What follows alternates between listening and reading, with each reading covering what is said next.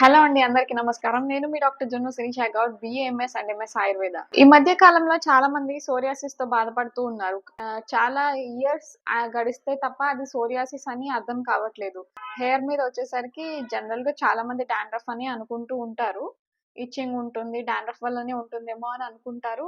అప్పుడప్పుడు చేతులకి, కాళ్ళకి కొంచెం ఇట్లా ఇచ్చింగ్ లాగొచ్చి పొట్టు పొట్టు రాలుతుంటే చర్మం గాని పొడిబారిందేమో అనుకోని లోషన్స్, మాయిశ్చరైజర్స్ అప్లై చేస్తూ ఉంటారు.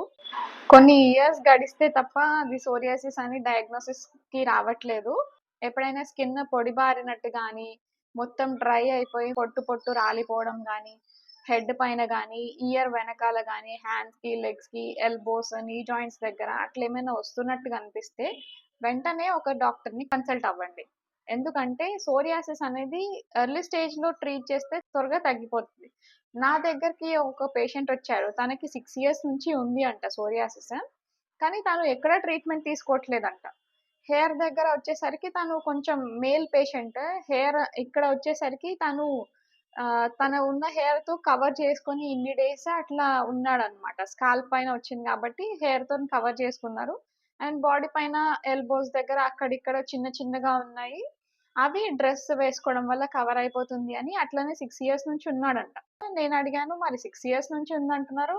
ఇన్ని రోజులు చూయించుకోలేదు. మరి ఇప్పుడెందుకు చూయించుకుంటున్నారు?" అని అడిగాననమాట.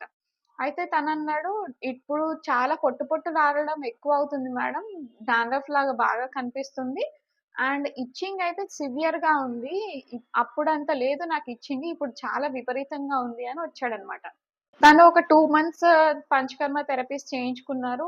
2 మంత్స్ తర్వాత వాళ్ళ ఇంట్లో ఏదో వర్క్ ఉంది, ఇంటి పని అవుతుంది, పొలం పనులున్నాయని తనెళ్ళిపోయారనమాట ఊరికి. సో, 2 మంత్స్‌లో తనకి మాత్రం 50% రిజల్ట్ అయితే వచ్చింది.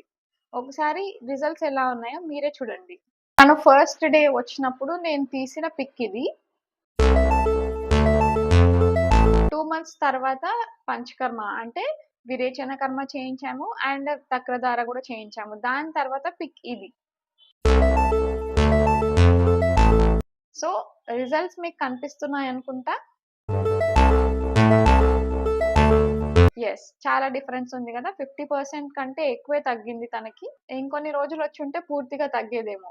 సోరియాసిస్ మాత్రం ఎంత హిస్టరీ ఉన్నా తనకైతే 6 ఇయర్స్ హిస్టరీ ఉంది.